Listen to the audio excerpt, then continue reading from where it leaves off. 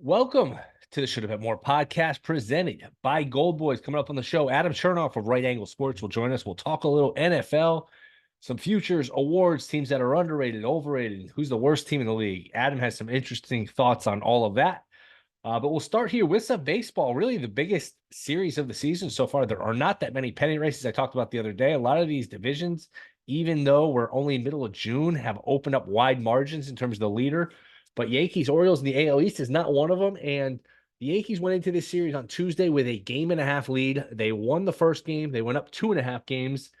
And they had a chance. And hey, you could sweep and go up 4.5. That's a little bit of a cushion where that's quite a lead when you're as good as the Yankees are, but they lose the next two. Judge gets hit on Tuesday, doesn't play Wednesday. They get bombed on Thursday. He was due for one of these. Yankees just in general were due for one of these. And the Yankees have shown some warts here. They are still minus 245 to win the division.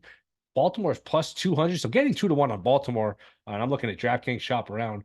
To me, that seems like a good bet because maybe the Yankees should be favored, but the Yankees have really shown some warts here. The relief pitching's banged up. Now, the Orioles have some starters hurt too, but the Orioles they don't have as many holes in the lineup. The Yankees have, first base, Rizzo was bad. Now he's hurt. We'll see what Rice can do.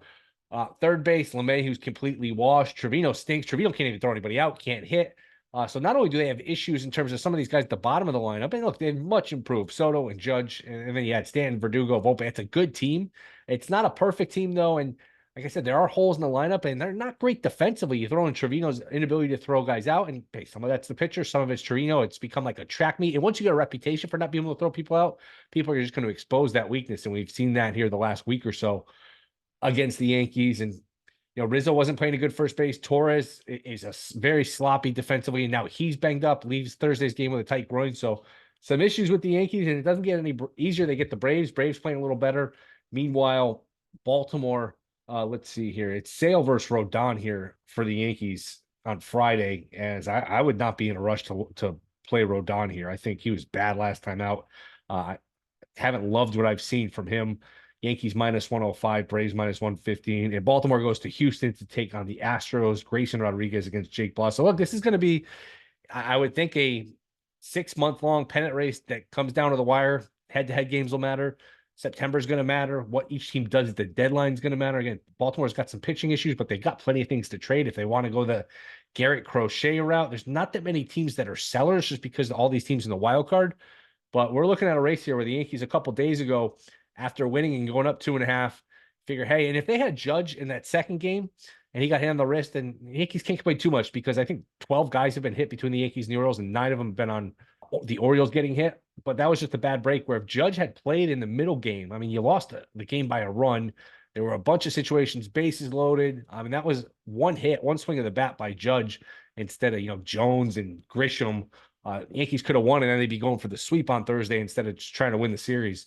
So Yanks had a chance to make a dent, pull away. Not that 4.5 is some insurmountable lead, but they did have a chance to put some distance between them and the Orioles, and they did not do it, and they did not look good not doing it. So that's the AL East.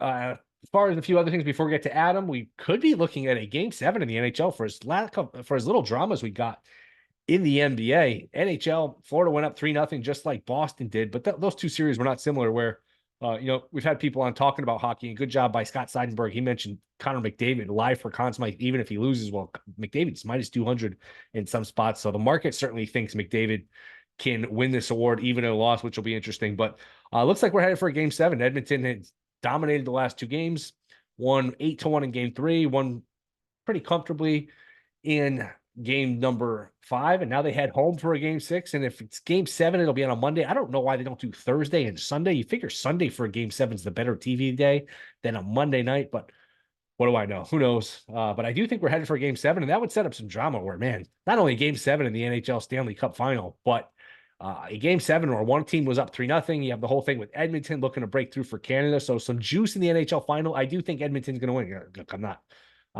I'm no hockey expert, but I've watched a decent amount of this series, these playoffs, and I just get the sense Edmonton's going to win again. Take that for what it's worth. I'm not exactly Barry Melrose, but it does feel like we're headed for a Game 7. But there's so much randomness in hockey where, like, would anybody be shocked if Florida won course you wouldn't.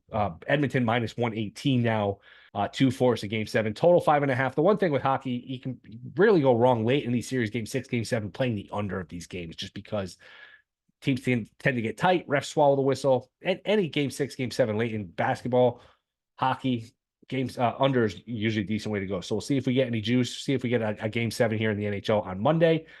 Quickly on the baseball, college baseball, it is Texas A&M, Tennessee. Again, another shout out to our guest, did a good job. Matt Grissom was on before the regionals about a month ago, then on last week before the World Series started. First time he's on, he said, hey, Texas A&M, I think plus 300, plus 350 was the best bet to win the College World Series. They are now in the final. They had a big injury. Their best player got hurt. So last time he was on, he goes, hey, if you gave me a redo, I would pick Florida versus Tennessee in the finals. And I think he picked Tennessee over Florida. But Tennessee got to the final, and Florida was a step away. They needed to beat A&M, and they had a chance to beat A&M that first game on Saturday, and that really put them behind the 8 ball. Maybe A&M was just the better team. It's possible. But good job by him, where if you played all of his plays, you're either, not that you cashed anything yet, but he was in the mix here, where I think Tennessee over Florida paid like 50-1, and that was almost the matchup. If you played A&M, you got plus 350. So Grissom was certainly in the ballpark, had the right idea with these picks, even if Florida didn't get home. I know he liked Florida, but that was, at least worth a shot. They certainly had their chances against A&M. The first time, and the second game wasn't as competitive, but they beat Kentucky, they beat North Carolina. They were live in this tournament, and if you played this tournament over a few different times, they're probably in the championship, a handful of them. So Texas A&M, Tennessee is the final, an all SEC final. Tennessee's the 1 seed. No 1 seed. I think 1999 was the last time a 1 seed has won it all in College World Series. So we'll see if they can buck that. They are minus 175 for game 1. They're a decent favorite here over A&M to win it. Those games are Saturday, Sunday, and then if they split the first 2, the best of 3 is the final game is on Monday. So you could have a College World Series championship on Monday and a Stanley Cup game 7 on Monday, which is odd. But they do play a best of 3 Saturday, Sunday, then Monday if necessary. So that is the weekend. Little NHL, little College World Series. Yanks in some trouble. Big series here for the Yanks. When you're in first place from April to middle of June, you don't want to be looking up at the standings. You don't want to be in second place. You get a lead, you want to be able to hold the lead. And I don't understand why they are minus 240. And Baltimore, it's recency bias, but Baltimore looks like the more complete team, at least in terms of the lineup. And they got their issues too in the rotation, but that 2-1 does seem like it's a little bit inflated. I would guess that comes down here, especially if the Yankees have a bad weekend against Atlanta. But coming up, let's talk a little football, NFL, Adam Chernoff, futures, sleepers, awards. Only a month and a half or so until we get to the Hall of Fame game. So we'll start to preview some football as the summer goes along. That is next. This is the Shoulda Bet More podcast. All right, we are back. Shoulda Bet More podcast. Let's talk a little NFL. And to do that, there is nobody better than our next guest. You can catch him at Right Angle Sports. It is Adam Chernoff. Adam, what's going on, man? How's your summer going? Thanks for coming on. Summer's progressing. We are in a bit of a house buying decision, possibly. So there's some summer work going on. So it's a bit of football, a bit of sun, a bit of golf, a bit of life decisions too. So a busy summer. Yeah, like 6 weeks or so to the Hall of Fame game, middle of June. So you blink and it'll be here. Are you rooting for the Oilers? Are you locked in on the Stanley Cup at all, or not really? Zero opinion. I'll be honest. I have not watched a hockey game at all since the Montreal Canadiens put Halak in goal, and he had like a ridiculous playoff run. I think that was 2009. It could have been 2008. It's been about 15 or 16 years. So I have zero rooting interest. I can't help you there.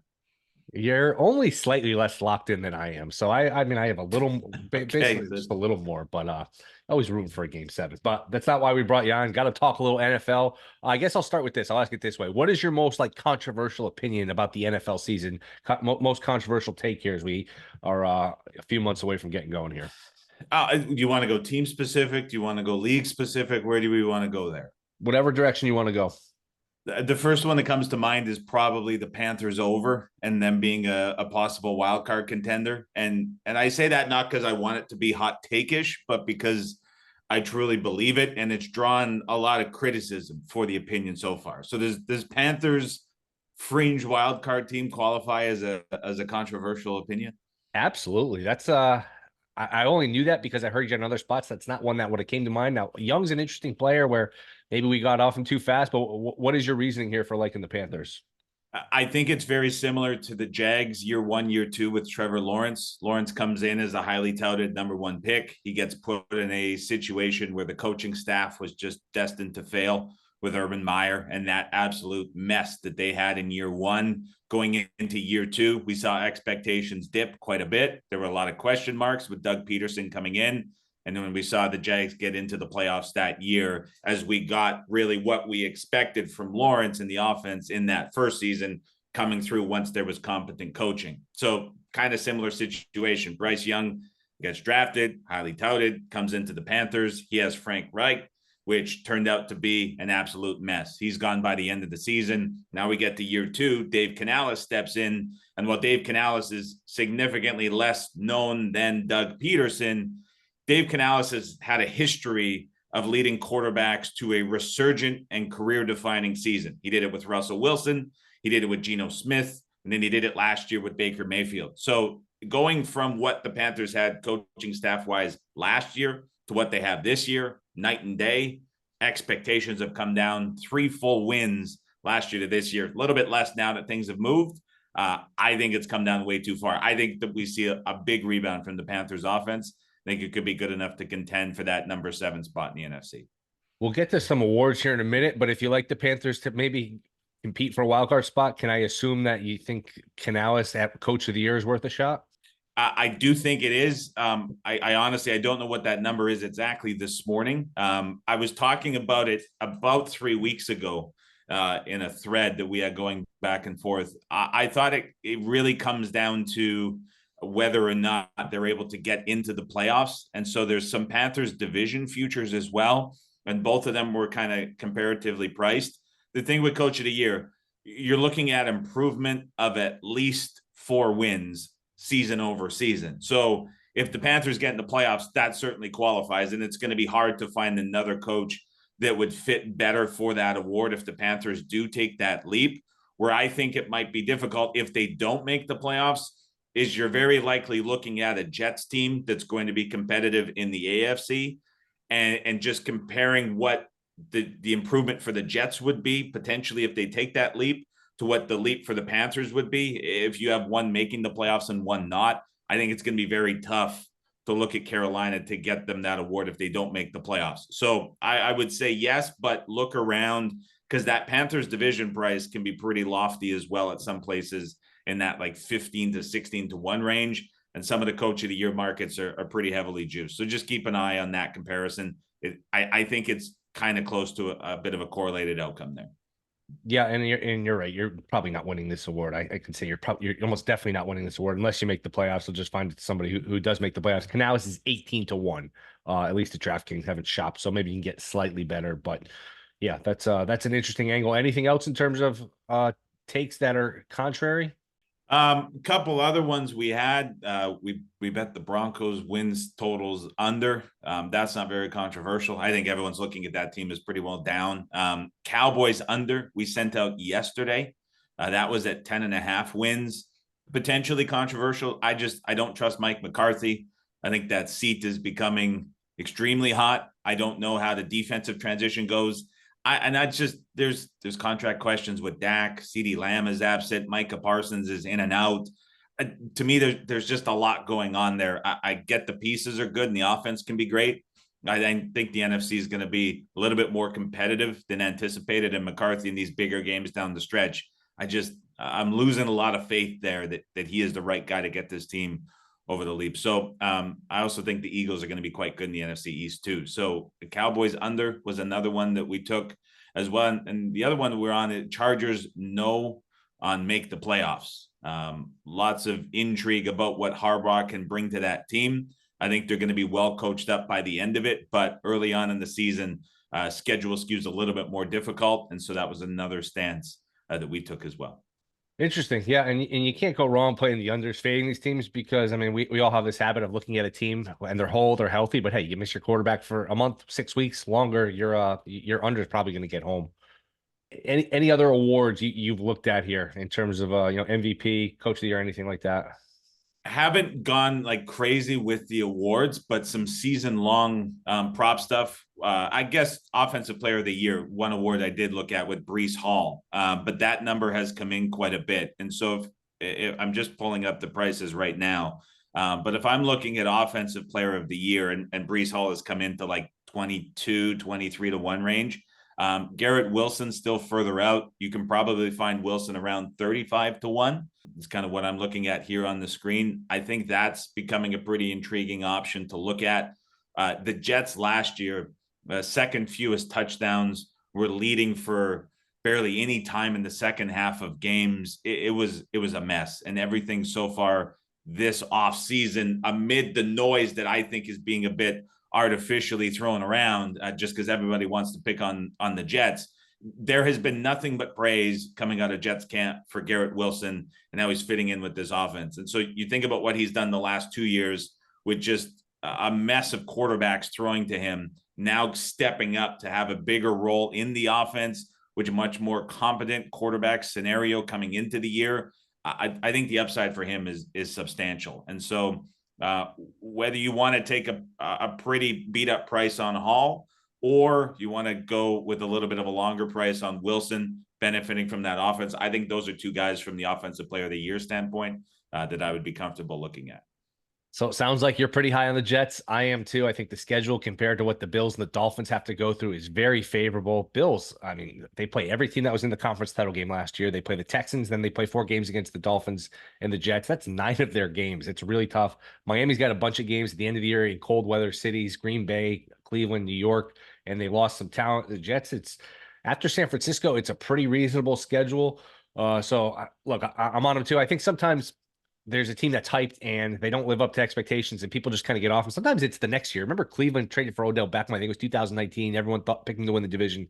They were a disaster. I think it was Freddie Kitchens. The next year they pop. So sometimes these teams the year after is when they hit. How are you going to attack the Jets? What kind of season are you looking for? Division, futures? Or are you just kind of all in on this team?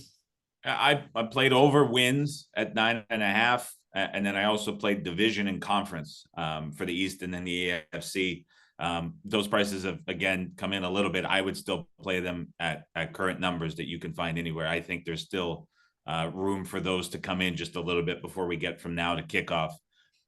To me, everything you just said makes a ton of sense within the East. I think Miami's got some personnel stuff on defense they have to figure out in a big way with so much turnover, new DC coming in. I don't think that's just a guaranteed fit. Buffalo, I have questions about the offense. How are they going to match the run game that they developed last year to a potential passing look this year with Diggs out, with Davis out? There's some turnover there that I have questions too. The Jets themselves, the reason I'm optimistic, obviously there's the quarterback scenario coming in, but last year, the defense, in as disadvantageous of a scenario as they could have been in for the duration of the season, performed admirably well. Ulbrich, fantastic DC. I think he's criminally underrated in the landscape of the league. And now you're going to have this defense returning the majority of the parts, finally playing with a lead, finally playing from ahead. That's just not last year. Like we mentioned a couple minutes ago, fewest snaps leading in the fourth quarter of games, second fewest touchdowns scored. They were playing from behind all season long. So you give them a bit of a lead. I don't think there's going to be a big drop off defensively. And so if you have an offense that can get to league average, which is the ask here, essentially, you're looking at a very well-rounded team and an absolutely loaded roster that's the best we've seen from the Jets in 30 years. So to me, there's still a lot of upside with the Jets in a division that I think has a lot of questions. And again, you mentioned the hype. I'm curious how you look at this, but I don't know how to gauge offseason hype in teams. I find it really difficult because it seems like every day when there's nothing else to focus on, the team in the news becomes the hyped team.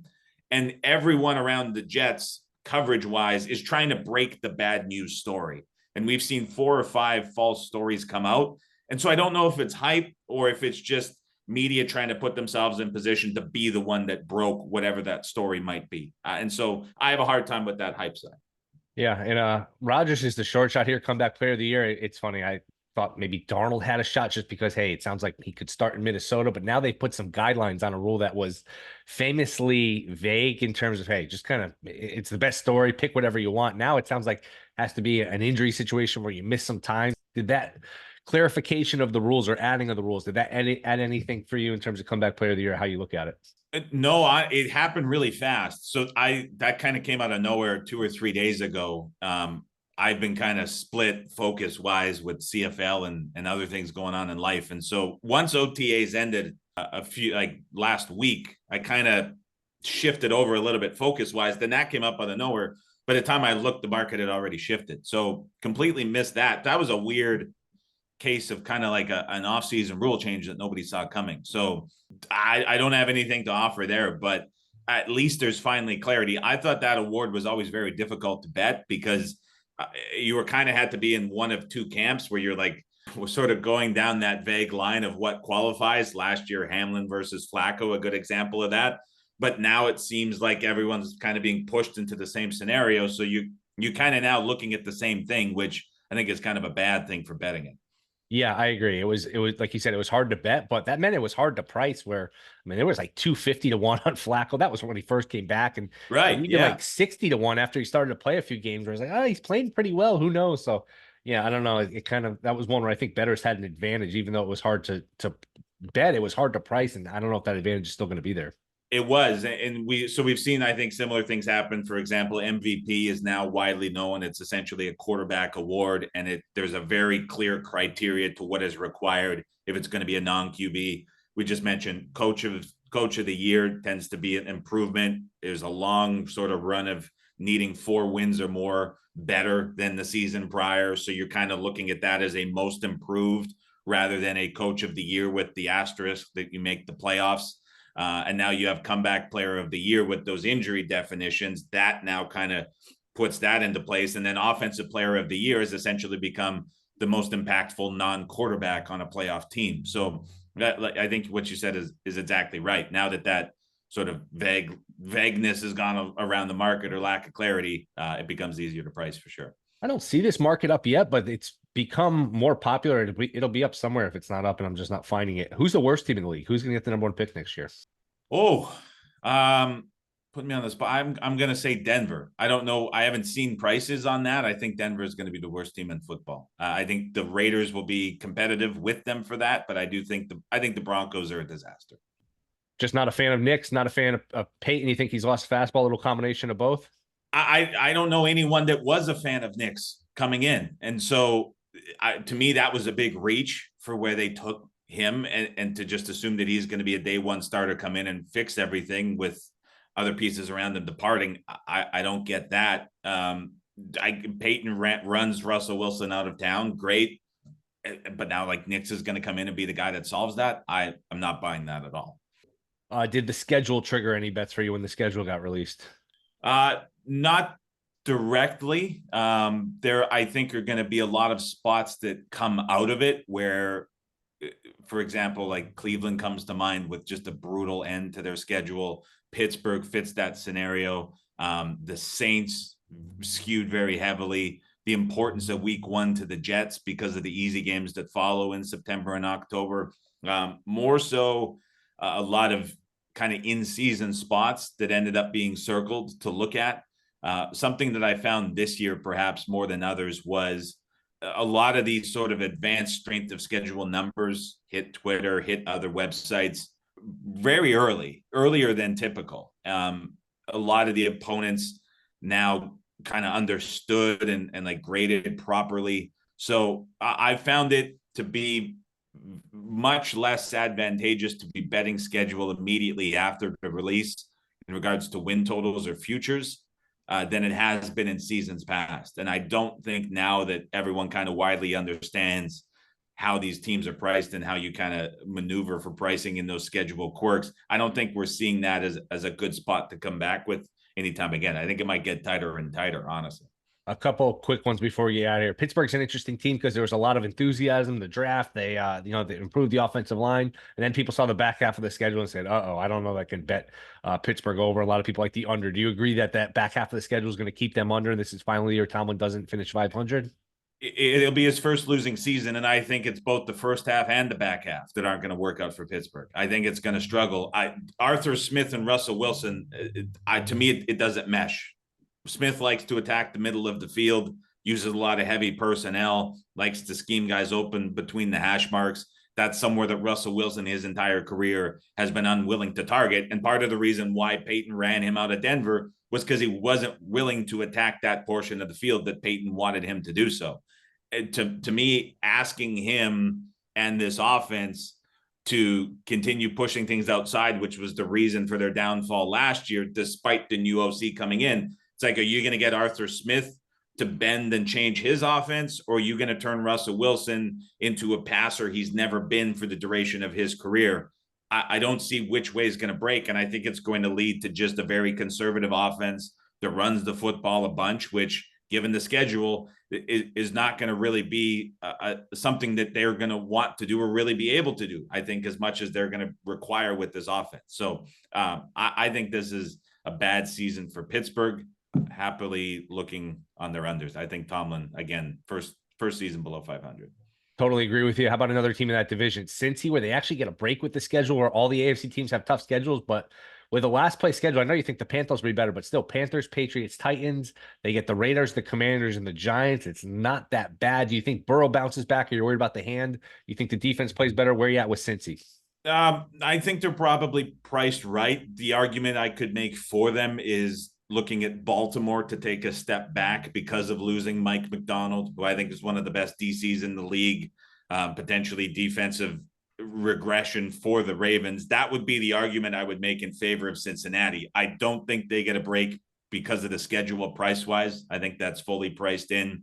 I think the upside of what they can bring is also priced in. So I don't think just from Cincinnati alone, I could look at anything like that and say that they're a good bet because of that. I think if you're betting on Cincinnati, it's fully a fade of the Baltimore Ravens defense.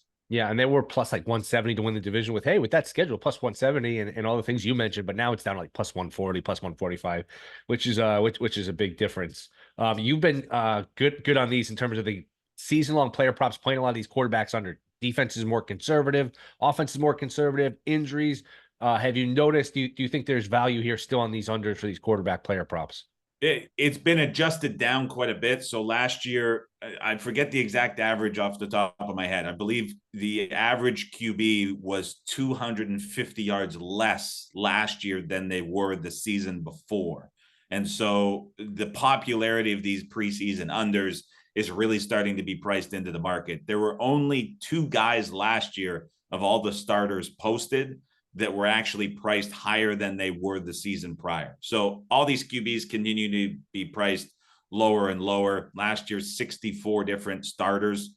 That kind of makes it pretty obvious that going high with QB prices from a prop perspective as a bookmaker is going to get you burned. I would say one I still like, or at least like at this moment, would be Derek Carr under. If you can get anything like 3250 or higher for his yardage, that would be really good. His touchdowns are around 20 and a half. If you want to play that as an alternate way to go off of the yardage, I think that would be something good to look at. Clint Kubiak is coming in. It's the first new offensive coordinator for the Saints since the Drew Brees era started in New Orleans, believe it or not. They have been from this Peyton and Carmichael coaching family for almost 2 decades. And so Kubiak's coming in. It's going to be a very run-focused offense. It's going to look a lot, and this is a stretch, but it's going to look very similar tendency-wise to what the 49ers do. But I think it's going to skew even more run-heavy than that. And so not only do I see Carr not getting as many attempts as he had last year, but now this offense is going very run-focused. They drafted a QB, and the scheme install, everything you're hearing from the Saints camp, things I've heard from reporters talking to them, is that it's not going as cleanly as expected. It's a massive shift for the Saints offensive philosophy that's going to require a lot to go right early. And I think it's going to be a rocky start. So Carr unders, I think, are good to look at. What about a McCarthy under? Figure a lot of people think, hey, McCarthy's not ready. Darnold could play for a bit. McCarthy's right around 3,000. Isn't that a little too high if he's not going to play right away? And who knows when? I would never go over on that one. Yeah. No chance. Last one. Any CFL nuggets? You mentioned CFL. For people that don't watch, the games are fun. They're on random times. I've seen Montreal's a little bit better this year. I think, Montreal's good. Ottawa's the team that's on the rise, and those two teams play each other this week. So I don't know. Give us a little nugget. Who's underrated? Who's overrated? And anything you like for this weekend? It's interesting. So what's happened so far through 2 weeks is winning teams have been bet up and adjusted up aggressively, while losing teams have been downgraded. And there's been a lot of noise. I'm very friendly with a longtime defensive coach in the CFL who's no longer coaching in the league, but was very active with some top teams for a while. And his stance on the league right now is that because of the shortened preseason and because of some of the travel elements, that the first 4 to 5 weeks, all the teams are essentially treating it as an extended preseason. So, for example, with Winnipeg, their starting offense did not practice together until 48 hours before the week 1 game. They sat out all preseason, all training camp. There were issues. So, like, Winnipeg has started off much slower than anybody anticipated. The Riders had a very aggressive preseason with the new coach. They've had a very hot start, but they're still getting a ton of good breaks and bounces going their way. The Elks, for example, another team in Edmonton, very aggressive preseason. They're rotating through a ton of guys on the defensive side. They've been hampered by so many mistakes so far through the first 2 weeks. They could be 2-0. They're 0-2, and now looking at possibly an 0-4 start with games against Toronto and BC on the road in the next 5 days. So I would say if you're looking just kind of undervalued, the Winnipeg Blue Bombers, especially if they lose this week, they're going to be probably the best team with the worst record in the entire league. And if you're looking at the Riders, if they happen to win again this week against Hamilton, that's going to be kind of a steal of a 3-0. So I'd look at those two specifically. Keep an eye on Hamilton too. They get a bit of a resurgence from Bo Levi Mitchell out of nowhere. Everyone thought he was kind of done and ready for retirement, and now he's running out of the pocket more than he has in his career. So Hamilton could be sneaky as well coming up. They blew that game. I think it was Sunday too, the Rough Riders, and what was just a crazy game, that Sunday night game. I'm going through second halves and like clipping videos. So I'm doing the Elks right up right now because we just played Edmonton +6 against Toronto. And so I have 1, 2, 3, 4, 5, 6. I have 10 clips of second half plays in the first 2 weeks that were either like turnovers, brutal breaks, bad luck bounces, something like that. Like, this team is just destined to lose. I'm doing Hamilton next. Off the top of my head, there's been about 6 or 7 plays on either side of the ball for Hamilton in the fourth quarter of games so far through the first 2 weeks that are just like unthinkable bounces that have gone against them. And so like that the way they blew that game against the Riders is difficult to comprehend in week 2. And so they get the rematch this week.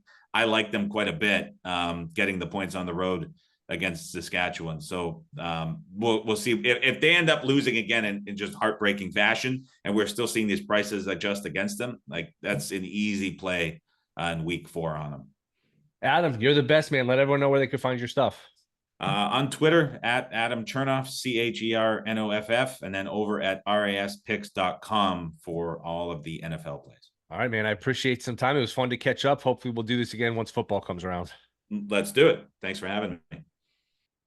All right, that will do it. Thank you to Adam Chernoff. Rate, review, subscribe. We will be back on Monday. Maybe we'll have a game 7 of the NHL Finals to discuss. I have a feeling we will. So talk to you guys Monday. See you then.